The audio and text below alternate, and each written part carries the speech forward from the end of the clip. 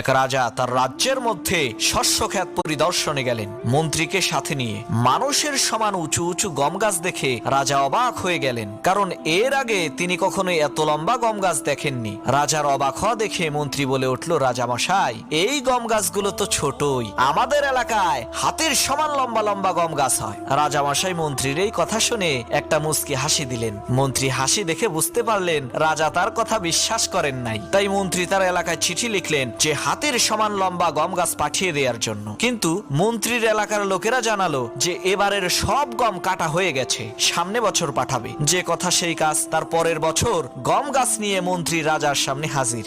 রাজা বলল, এগুলো কি? মন্ত্রী বলল, রাজামশাই, 1 বছর আগে যে আপনাকে বলেছিলাম আমাদের এলাকায় হাতির সমান লম্বা গম গাছ আছে, আপনি কথাটি বিশ্বাস করেন নাই, তাই প্রমাণ নিয়ে এসেছি। রাজা বলল, মন্ত্রী, তুমি কেমন কথা বললে যার প্রমাণ দিতে 1 বছর লাগলো?